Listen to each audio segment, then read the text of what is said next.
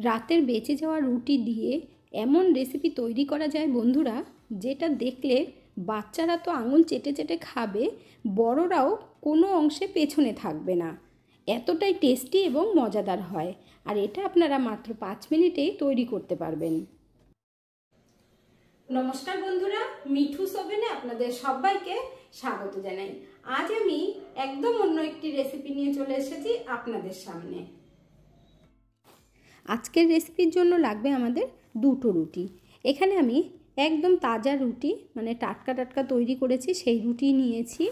তবে বন্ধুরা, জরুরি না যে আগের দিনের বেঁচে যাওয়া রুটি দিয়েই করতে হবে, আপনারা টাটকা রুটি দিয়েও কিন্তু তৈরি করতে পারেন। এখানে আমি একটা রুটি নিয়েছি। এরপর আমরা রুটিটাকে রোল করে নেব। আজকের এই রেসিপিটা দেখার পর আপনাদের মনে হবে আগে থেকে কেন জানতাম না, আর আশা করব এর আগে আপনারা এই রেসিপি কখনোই দেখেননি। এখানে আমি দেখুন আরেকটা রুটি নিয়েছি, তারপরে একসাথে করে ফোল্ড করে নিচ্ছি। এখন আমরা এই রুটিগুলোকে একটা চাকু দিয়ে সরু সরু করে কেটে নেব। খুব বেশি চওড়া করলে কিন্তু আবার ভালো লাগবে না। এখানে দেখুন বন্ধুরা, কিছুটা গ্যাপ রেখে রেখে কেটে নিচ্ছি। আপনারা যদি 2টো রুটির থেকেও বেশি রুটি দিয়ে তৈরি করতে চান, তাহলে একসাথে 2টো রুটি রোল করবেন, না হলে কাটতে অসুবিধে হবে। বন্ধুরা, আজকের এই রেসিপিটা যদি আপনাদের কাছে ভালো লেগে থাকে, তাহলে আমার চ্যানেলটিকে অবশ্যই সাবস্ক্রাইব করবেন, পাশে থাকা বেল আইকনটি দাবিয়ে দেবেন, সবার সাথে শেয়ার করবেন। একটা লাইক করতে ভুলবেন না কিন্তু।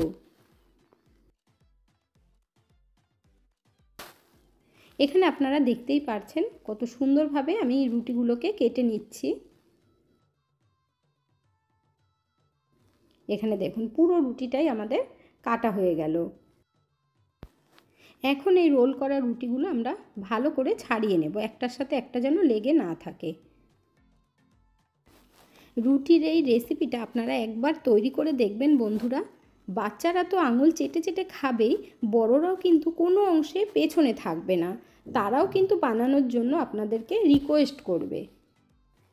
এখানে দেখুন অনেকটাই রুটি আমাদের ছাড়ানো হয়ে গেছে। এখন একটা প্লেটের মধ্যে তুলে নিচ্ছি, আর বাকিগুলো এইভাবে ছাড়িয়ে নিতে হবে।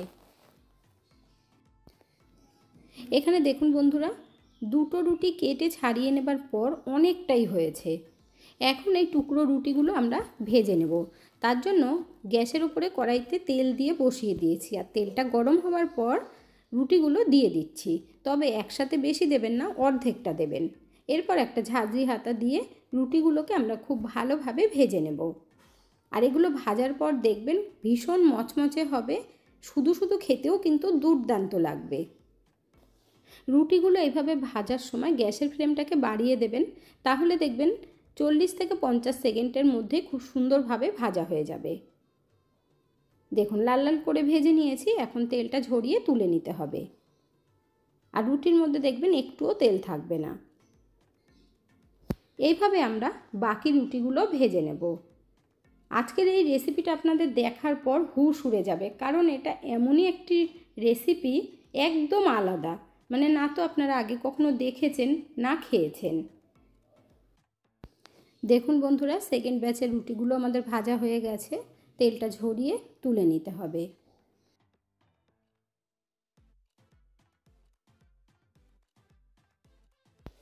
এখন আপনাদেরকে একটু শুনিয়ে দেব এই রুটিগুলো কতটা মচমচে হয়েছে। আর এগুলো শুধু শুধু খেতেও কিন্তু ভীষণ ভালো লাগবে। আমি একটা আলাদা প্লেটের মধ্যে ঢেলেও আপনাদেরকে শুনিয়ে দিচ্ছি।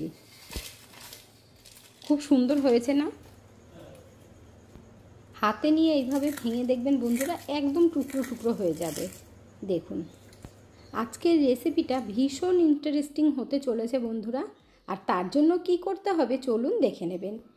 তার জন্য লাগবে আমাদের এইরকম একটা প্লেট, ছড়ানো নেবেন। এরপর রুটির টুকরোগুলো প্লেটের মধ্যে সবটাই দিয়ে দিতে হবে। আপনাদের যদি মনে হয় যে শুধু শুধু একটু খাবেন, তাহলে এর থেকে কিছুটা রেখে দেবেন। এর মধ্যে আমি পুরোটাই দিয়ে দিচ্ছি, তার কারণ একটু মোটা হবে আর পেট ভরে যাবে দেখবেন। এখানে দেখুন পুরোটা ভালোভাবে সাজিয়ে দিয়েছি। এর মধ্যে এখন দিয়ে দিতে হবে টমেটো সস। এখানে আমি 2 চামচ মতো টমেটো সস নিয়েছি। দেখুন এর থেকে অল্প অল্প সস নিয়ে চারিদিকে ছড়িয়ে দিতে হবে। বন্ধুরা, যদি আপনাদের ঘরে পিৎজা সস থাকে সেটা দিতে পারেন, তবে সবার ঘরে পিৎজা সস থাকে না, তাই জন্য আমি টমেটো সস দিয়ে তৈরি করে দেখাচ্ছি। এরপর দিতে হবে চিজ, তাই এখানে কিউব চিজ নিয়ে নিয়েছি। আপনাদের ঘরে যদি মোজারেলা চিজ থাকে সেটাও দিতে পারেন। এখন চিজটাকে গ্রেট করে দেব। পুরো চিজটা কিন্তু একসাথে দিয়ে দেব না, অর্ধেকটা দিয়ে বাকি অর্ধেকটা রেখে দিতে হবে। পুরো ভালোভাবে একটু ছড়িয়ে দেবেন এইভাবে গ্রেট করে করে। এখন আমরা এখানে যে বাকি চিজটা আছে দেখুন বন্ধুরা, এটা রেখে দিলাম। এর মধ্যে এখন বেশি করে সবজি দেব। বাচ্চারা তো এমনিতেই সবজি খেতে পছন্দ করে না, কিন্তু এইভাবে তৈরি করলে দেখবেন চেয়ে চেয়ে খাবে। তার জন্য গাজর, ক্যাপসিকাম, পেঁয়াজ, টমেটো নিয়ে নিয়েছি, আর এইভাবে স্লাইস করে কেটে দেবেন। এখন বেশি করে পেঁয়াজ দিয়ে দেবো ওপর থেকে। বন্ধুরা, আমরা কিন্তু পিৎজা তৈরি করছি, তবে একদম অন্যরকমভাবে। আজকের এই ভিডিওটা দেখার পর আপনারা প্রত্যেকেই অবাক হয়ে যাবেন। পিৎজা আমরা সকলে বাইরে থেকেই কিনে খাই, তবে ঘরে এইভাবে একবার তৈরি করে দেখবেন, সবাই বারবার বানানোর জন্য বলবে, কারণ এটা একদমই অন্যরকম। টেস্টটাও কিন্তু অসাধারণ, তেমনি পেটটাও ভরে যাবে। দেখুন, ওপর থেকে ক্যাপসিকাম দিয়ে দিচ্ছি। আপনারা এর মধ্যে যেই সবজিটা খেতে চান না বা দিতে চান না সেটা কিন্তু স্কিপ করতে পারেন। ক্যাপসিকামগুলো দিয়ে দেওয়ার পর এবার গাজর দিয়ে দিচ্ছি। সন্ধে হতেই আমরা সকলেই কিন্তু ব্যস্ত হয়ে যাই কি খাবো বা কি খাওয়াবো, তাই আপনারা ঘরে এইভাবে তৈরি করুন, তাহলে দেখবেন বাজার থেকে রোজ রোজ পয়সা খরচা করে কিনে খেতে হবে না।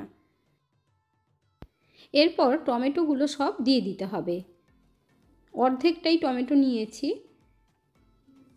এখন এর ওপর থেকে দিয়ে দেব চাট মশলা। যদি আপনাদের ঘরে চাট মশলা না থাকে তাহলে ম্যাগি মশলাও দিতে পারেন। নুন দেবার আর দরকার পড়বে না, যেহেতু আমরা চাট মশলা দিচ্ছি।